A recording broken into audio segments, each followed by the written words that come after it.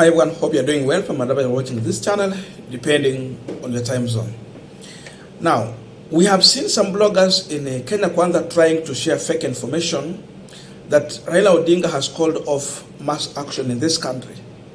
That was not selling because no one could believe that. Kenyans are more than prepared for the Wednesday, Thursday, Friday mass action. In fact, for this week, it is going to be one of the shortest weeks because soon we are going to go into a holiday. 3 days. That means there is no activity that is going to go on apart from mass action. Nothing is going to move. Even no business is going to go on. It will be a time for Kenyans to tell this government that we are tired. We can't continue in this way. So this tactic has failed. The next move is the court. So it's like they're trying to use every means possible. You touch on everything. So one individual being used by Kenya Kwanza by the name Martin Gitau went to court. His main aim is actually to stop mass action. So the judges in High Court have looked at that case. The urgency of the case, they look at it and they feel that someone may be sick. You might be sick, eh? And they have decided to give it a date. The man who filed the case, he was filing as an urgent case. But the judge is giving it date 21st for the mentioning of this case. That means the person was looking for a court order to stop mass action so that they can listen to the case and make a determination. But now, the judge who was in court is saying that the mentioning will be on 21st. That is Friday. And the mass action is starting on Wednesday, 19. This one is a slap on the face of William Ruto and his government. If they thought that they can use the court to gag Kenyans, it might not work. And the funny thing is the people that Martin Gitau is taking to court. For Raila Odinga, we had Raila Odinga announcing the date. There is no problem with that. But the question is, where is Uhuru Kenyatta coming into this issue? Because it is Martin Gitau versus Raila Odinga and Uhuru Kenyatta. That's how far this regime is desperate. And let me just go through this one. Then we will continue to give our views. The Judiciary, Republic of Kenya, in the High Court of the Kenya at Nairobi City, court name, Milimani Law Court, case number, it is there. Then we have Martin Gitau versus Honorable Raila Amolo Odinga and Honorable Uhuru Muigai Kenyatta and 8 others. Order, court document, that is date 17, July 2023. That's a Judge Mugambi. This is what the court is saying. I have read the petition and notice of motion, application date 17, July 2023, together with the certificate of urgency, and hereby direct as follows. Certificate of urgency. Let the application and the petition be served within the next 3 days. That's hiyo ndio urgency gani. Number 2, response to be to the petition and the application be filed within 10 days. So, wako na siku 10 to file respond. That's Uhuru Kenyatta, Raila, and the 8 others. They have 10 days. And then number 3, further documentation replying affidavit by the petition be filed and served within 10 days. Number 4, mention for the compliance and the further directions on 21st.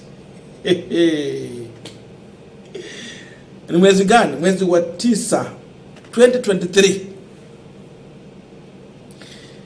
So you file as an agent.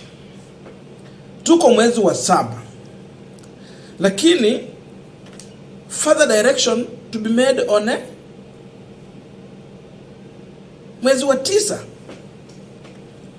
This is a huge slap on the face of William Ruto. The desperate measures he's trying to move with is not working for him. The court is simply saying, no, we are not with you on this. We are continuing this panel discussion, but just a quick request. For those who are watching and you have not subscribed, please consider subscribing. To our channel, thank you so much. And again, to all our viewers, please give this video a thumbs up. Thank you so much. And back to this discussion. Now, the truth is that even if the court was going to stop this mass action, the mass action was going to continue as planned. This is not an organization taking to the street to demonstrate, like maybe teachers organization, maybe NAT, maybe COTU, maybe, your nurses, and all those other organizations. This is not workers' organization mass action. No. At least for that one, you can go and argue in the court that if these doctors will go to strike, people are going to die in hospital. Patients will die. You can argue like that. Or if teachers go to the strike, this is how students are going to be affected. But again, you explain how are you going to solve this problem. This is not an organization mass action. It's not that small organization. This is a bigger organization called Kenya. These are now Kenyans, not teachers, not nurses, not specific organization, not workers' organization. It is the bigger organization called Kenya. You can't stop Kenya, because this is Kenya. You cannot stop. Is your organization in the Kuanga ya Francis Atuoli? It's not that one. They have to get the point very clear. The judges in court know very well this mass action is huge. It is the entire country. It is public, full of it. Everyone is here. The public opinion, it is the public cry. So, the weight of this demonstration cannot be stopped by the court. They know very well. Above all, they know they will be going against the law, because which law will they be using? And which constitution will they be using? It's nowhere. So by the fact that we have individuals in Kenya Kwanza taking this case to the court, there is a force pushing them. And this is what has been discussed in Kenya Kwanza. You go and try this, try to use the court to stop this. If Ruto thought that every judge in the court is going to agree with him, the answer is no. At least we have some judges who are going to respect the rule of law, and they understand what is going on in this country. So with this move, it was clear they wanted to use the court to stop Kenyans from their rightful association. The court has said no. We have looked at the case. There's no urgency in this case. We can give it a date. You come for mentioning after 10 days, and we can listen to this case on 2 months later. Not even 1 month. To July. So give it 2 months, then we will come and make a decision on this case. So the issue of urgency is not here. As if so whichever way they will try to divert the attention of Kenyans, running to the court, going here and there, coming on social media, writing that Raila has recalled mass action. That's why we saw Azimio coming out in a press briefing to react on the State House meeting and what was going on social media. Because now, they're trying to create a perception here. Divert attention of Kenyans, create another perception to downwash the mass action. It is on high gear. In fact, we are on a flying gear, if there is any. This mass action is unstoppable. You cannot stop mass action through the court. You can only stop it by doing what Kenyans are requesting you to do. So, whichever desperate measure you try to take, the only way is to reduce the cost of living. Drop the finance bill 2023. 16% is not in the interest of Kenyans. 8% is what Kenyans are looking for.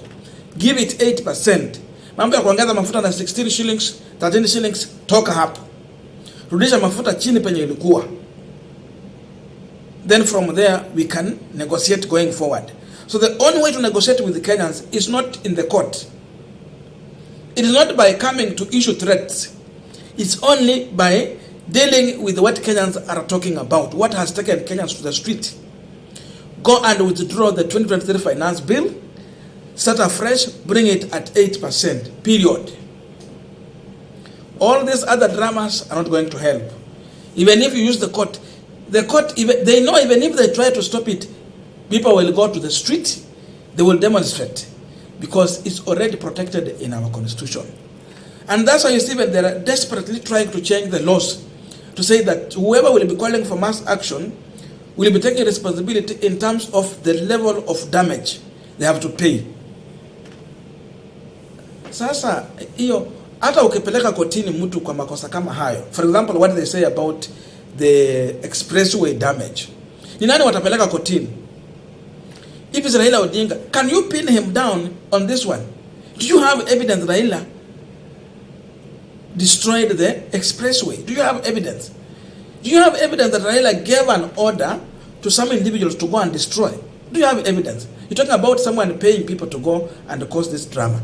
Do you have any evidence that Uhuru Kenyatta is funding mass action through Raila Odinga? Do they have tangible evidence in terms of transfer of money, whether it was solid cash or, you know, do you have any evidence? They don't have. With all this, we know they are losing this battle. They have lost the battle. They have nowhere. Siku ya Nyani Kuanguka, miti yote hutereza. Na saizi miti yote imetereza. There's no option, no scapegoat. They have to deal with the issue head on, period. So watapatana na wakaenda kwa maandamano on Wednesday, on Thursday, on Friday. One of the longest weekend ever we are going to have. Kama hujaamini tuko na weekend ndefu, ngoja Wednesday ianze, Friday ikuje, na Wednesday, Thursday, Friday zikuje zote pamoja. Then from there you will know. They are going to review the level of loss they will have, the degree of loss in terms of collection of revenue. Alafu watajua.